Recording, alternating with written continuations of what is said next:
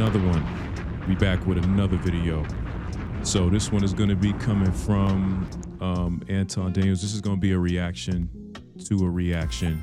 Apparently, a couple people have been quitting their six-figure jobs with no backup plan, and they're struggling. So this should be quite interesting. Yes, I do still work a 9-to-5. It does pay my bills. It is funding this whole operation for the time being until this takes off. So I'm not stupid enough to go out here and just, I wouldn't even say stupid, but I'm just not,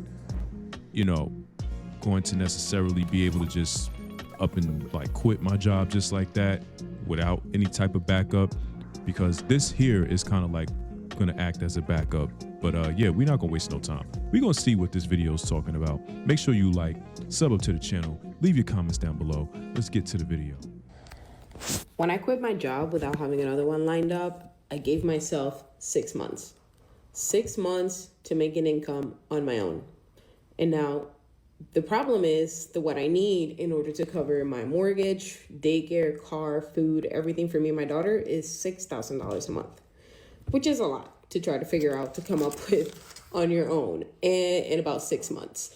But now that I haven't had a job for a month and there's no paycheck coming in, some mornings I wake up and I am very motivated and I am writing down my ideas and I feel very creative and everything. But other mornings I wake up and I feel nothing but doubt and fear, because the responsibility is completely on me now.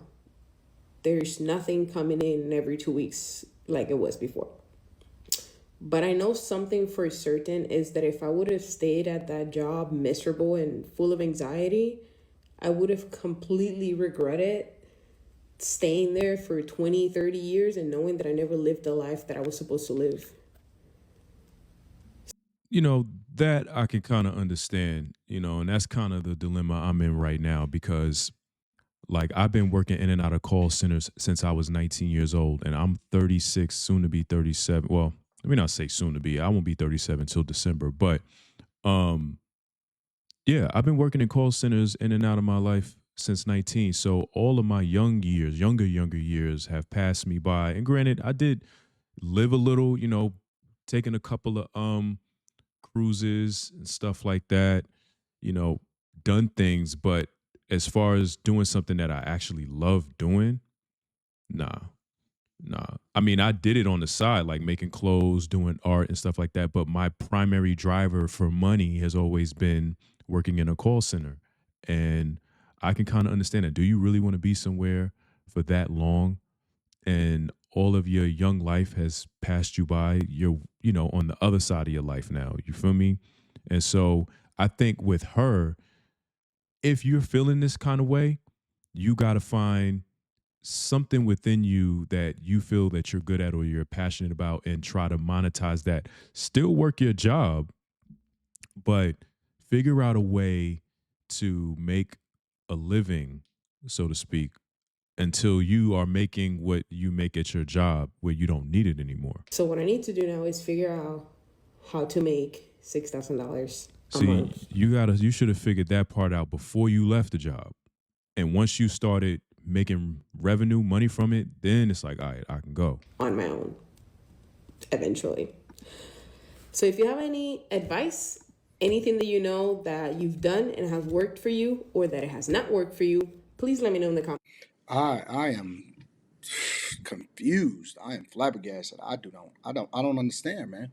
Couple things, right? First thing is, what are y'all doing to where your lifestyle requires you to make $6,000 a month?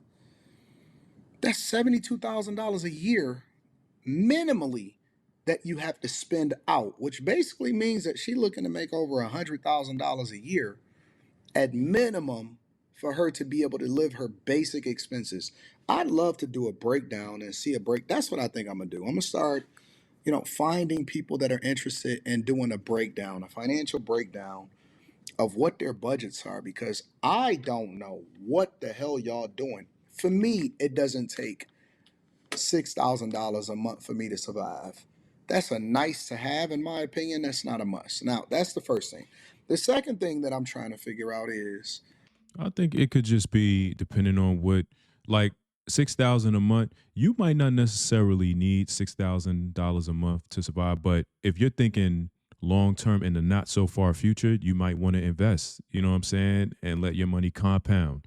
You know what I mean? At least that's what my thinking would be. That might be why you want to make that much money. Or you just want to live your life. I mean, people are to the point now where they no longer want to just make their job their whole life because they've seen what that has done to people. You feel me? They made their job their life and they didn't live.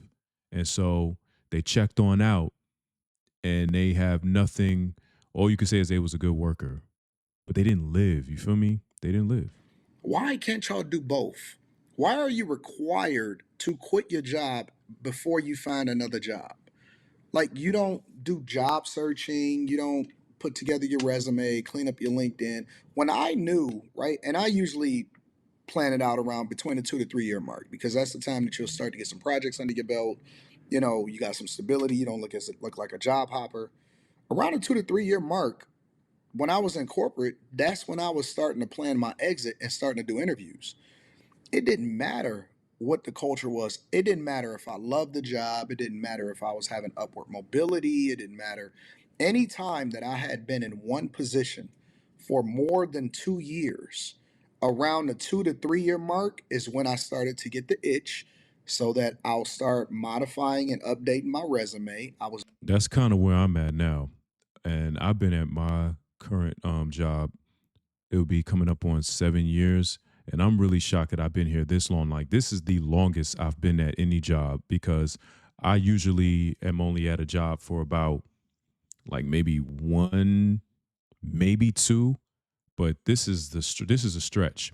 And even now, I'm starting to see that the money is not what it used to be. You know, the checks ain't checking like they once was because there's no money for real. There's really no money. And so I've updated my resume and put it out there to try to maybe, because for me, I'm just speaking for me, I can't speak for other people, but you know, I need to be making about $100,000 a year, really more. And it's not even so much because I want to increase my lifestyle. My car is paid for. I have one kid. I have what, less than $5,000 in consumer debt. So I'm not, I don't have a bunch of credit cards. So I don't have to necessarily need all. It's just wanting to have it. You know what I'm saying? Like, I don't have to have all this money, but it's just the idea of knowing that, yo, I got $100,000 liquid cash in the bank that I don't even need to touch. I just like the idea of saying that I have it. You know, it's like having a whole movie collection. Like, you probably don't need all of those DVDs, but it's just the idea of knowing that it's there in case you want to, you know what I'm saying, pull out one of your favorite movies, you feel me? It's good knowing that, all right, I got 100K in the bank. If I wanted to go buy something nice for myself, I could. That's the idea of it. I don't like the idea of saying that I can't get something because I don't have the money. I think people are trying to get away from that feeling, at least my opinion. making sure that my LinkedIn was aligned with it. I would make sure that my website was a reflection of what I wanted people to see when they went to go search me and find me. I would curate things, and then that's when I started taking calls because once you active and you participatory, I'm pretty sure it's a little bit different now. But when you get active and you participatory, you'll start to get people that petition you and reach out to you, executive recruiters, all of that stuff. Hey, you available now? Whatever. And so I'll start working my contacts and working the different people that I've worked with previously and things like that. And then the opportunity present itself. But I'm trying to figure out, why are y'all having to quit your job before you find another job and you're just gonna wing it, and you got responsibilities, you ain't got nothing to fall back on. That's for people that's just getting into the job market, students, people that still live at home, has $1,000 worth of responsibilities every month and everything. Yeah, see, if you in your early 20s and you ain't got no kids and you're your only responsibility, you can kind of afford to take those gambles, take those chances because you really only got yourself to worry about. You know, if you live at home or you got someone you can crash with that's not really tripping, where you're allowed to use that time to create your own thing or, pursue your passions or whatever, then by all means go for it. But when you get to be my age and you got maybe one kid or multiple kids, you really, really gotta be careful with that, because you like walking a thin line. Unless you have like a support system and you've got a partner that's like getting to the bag for real, like you really taking a gamble with that, especially if you got kids. You gotta be careful. It could be done, but it's tricky and it's rare that it works, but it can be done. I'm not gonna say it can't. Everything else is just a nice to have. Maybe your parents are still taking care of you or something. But y'all whole grown adults, and usually this only happen with women, but y'all whole grown adults quitting your job before you find another one, and you have a child and you have responsibilities. Yo, that's crazy to me. Thank you. So I quit my job 6 months ago and I moved from New York back to Baltimore. Let's talk about it. I was born and raised in Baltimore, but I am Nigerian. I went to Towson University. I got my bachelor's in computer science. And I've lived in so many places since graduating college, because if you don't know, Towson University is in Baltimore, Maryland. I quit my job on August 15th, 2025, which is actually 2 years after I got my job. I got my job August 15th, 2023. So let me give you a little context on why I quit my job, what's been going on, how I feel, etc., etc. So girls, sit down. So basically I was a developer for a big tech consulting company, and the work-life balance was absolutely terrible. We worked Monday through Friday, 44 hours minimum was the contract. 44 hours, not 40 for whatever reason. We're also on call on weekends, and when they said on call, they meant that. As in Saturday, 3 p.m., they're texting my phone, hitting me up on Slack, calling my phone, telling me I have to fix this, etc., etc., etc. The reason that I quit my job, because I don't really want to drag on why, there were several reasons. Number one, when raise season came around, She really likes the word etc. I didn't I get a didn't pick raise up on because that. they said that I made so much more than other people on the team, and those people needed to get more first. Nah, that's not right. That's not right at all. I don't really care about what everybody else got going on. My value is my value, and so that's one of the things that women mess up on when it comes to negotiating a salary. You got to kind of stand firm on that, and you got to learn how to negotiate more effectively. And that's why women a lot of times make less than men. It's not that they're not as good or they don't put in as much effort for certain jobs, is that they don't negotiate well. The second reason, the lack of boundaries, texting my phone at 12 a.m., texting my phone at 6 a.m., put me in a group chat with other people on the team. No. What's really going on? The absolute last straw for me was when we had to start working Sundays. We were already on call on weekends, but Sundays were now mandatory because those were the days that we were now going to deploy code, even though we were already deploying code on Mondays. But the client wanted us to deploy code now on Sundays. No. I was waking up every day with panic attacks, anxiety attacks, going to sleep with anxiety, waking up with anxiety. I was gaining so much weight. My skin was ugly. The job was making me ugly. Yeah, women just not built like men. And when we tried to describe that and explain that to y'all a long time ago, when y'all kept saying, oh, we want to be like men, we want to be in the same spaces as men, we want to make the same money as men, we want to have the same choices as men, we want to be treated as equals. Well, this is what equal looks like. Well, to be honest with you, I think that was always the behind the scenes plan with our government anyway. The plan was always to bring women into the same workspaces as men, not because they were just out here saying that they wanted to. They were going to do that anyway. It's like, okay, well, because of just where the economy and everything was going, they were going to make this a situation where not only were you saying you wanted to be out here making much as money as men, you're going to have to now, because we're just going to inflate everything so much to the point where not even men are going to really be able to afford a family anymore. So now you women are forcefully now having to get out here and work like men are, even if you don't want to. Yeah, you had some out there that was wanting to be independent women and things like that, that whole movement back in the early 2000s when I was a child. But now what we're seeing is when it came time for like the late 80s, early 90s millennials, when we became adults, it's like, yo, you know what I'm saying? Like we're having to everybody's got to get out here and pull themselves up by their bootstraps, even if they don't want to. You know what I'm saying? Even if you have a woman out there that doesn't necessarily want to be in the same space as men when it comes to the whole work competition and making money, and they just want to be a stay at home. It's getting harder and harder to be like that now. You know what I'm saying? With the expenses of everything and with this whole thing going on in what's the phase Iran, who knows? Equal looks like working on weekends. I will tell you, I don't remember the last day in my life that I did not do some form of work, at least 4 to 6 hours. I'm telling you the truth, like, and I'm talking about probably well over a decade. I don't remember the last time and I'm cool with that because that's what my life is. That's what I signed up for. I look at life through a completely different lens. I don't look at life for looking forward to my next off day. I'm looking at it like, man, when everybody else is asleep, I can go and get it. I can go and take care of business. I got a flight today. It's dark outside. I still operate on East Coast time, so I'm looking at it as 8:26 a.m. in the morning. The West Coast time is 5:26, and I'm looking at the window through Vegas right there. You can see that right there. That's the Aria, and it's dark outside, right? And so I've been up since 4 o'clock in the morning, East Coast time, which is 1 o'clock in the morning, West Coast time. And it's because I know that I can get way more done while everybody else is asleep. And by the time everybody else wake up at 8 p.m. Eastern, 7 p.m., 6 p.m. Eastern, 9 p.m.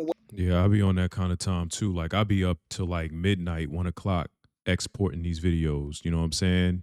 Like, and I just upload them. I don't really care too much about when I look. I'm just getting it out. Got to get the content out. Got to, you know what I mean? Like, but I'm a man, so that's just how I move. whatever, if they're working from home and all of that stuff, I've already beat them, right? So my motivation and my perspective is completely different than everybody else's. You know what I'm saying? And so that's how men, not all guys obviously, but that's how men that are incredibly motivated, that look at life through a completely different lens, look at success. I don't expect for a woman to put in the same effort as me.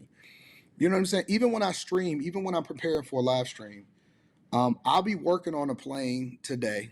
You know what I'm saying? On my way back to Detroit. I've been out. And to be fair, I mean, for me, I don't think that it's really necessary for, women to have to, continue to do that. I mean, if you want to do that and you want to run this race, I mean, there's nothing wrong with like a friendly competition or anything like that. I think it's once it starts getting really, really toxic and you get too into it and it starts becoming too serious. Like, it's nothing wrong with men and women having friendly competitions or anything like that. But I do feel like, yeah, women need to be, what's the word? Do need to be in, I guess they call it like this soft girl era and stuff like that. You know what I'm saying? Not saying that there shouldn't be any form of work that they do. Like, I'm one that feels like, look, if I'm a dude and I'm taking care of the house or whatever, and I'm making money and, I'm giving you money or whatever, I would more so want you to figure out a way for you to make money as well. Maybe not as much as me, but make your own money. So it's just like, okay, man's is taking care of the house. He treats me to things and stuff like that, but I got my own money too, and I treat him as well. Like it's equalism. You know what I'm saying? Here for like 6 days or something like that. I'll be putting together and putting stuff together. And then when the women come on a lot of times, and the women and the men and whatever, they come on the stream, they just come on and talk and, oh my God, whatever. And they feel like they done work so hard because we didn't live stream for like 2 hours or something like that. And I'm like, you don't know the effort that went into it and all of the stuff that happened before we even got into this space. So it's funny to hear it from this lens, because this is why we say that women are natural nurturers. They just can't and shouldn't be subjected to the same thing. But again, you got to get treated the same because this is what y'all advocated for. I was making me ugly. I was calling my older sister every single day, bawling on the phone. She will testify to this in court. I was bawling on the phone every single freaking day. I know the people in my neighborhood in Brooklyn were like, is this girl okay? I'd be walking my dog bawling. Like, I hated every single thing about this job. I hated the fact that I hated it so much because we all want to like our job. I don't mind corporate America. You know what? Let me not talk about corporate America. Let me not talk about corporate America. Let me just say that the way that this job made me feel and put me in fight or flight every second of the day was enough for me to leave. That's it.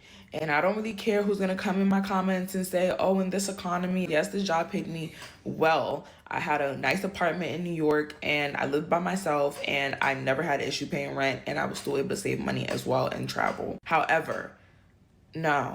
This is my very first time since I was honestly 16 that I didn't have a job. I've always had a job. Yeah, see, it's more so a thing for me personally, like kind of like what Anton is saying, these spaces weren't really created for the likes of women. And I'm not saying that to be mean or anything like that. I'm just saying in general, like a lot of these spaces where all this type of money is being made, it was more so made for the likes of men. While, women were, like he was saying, nurturers and stuff like that.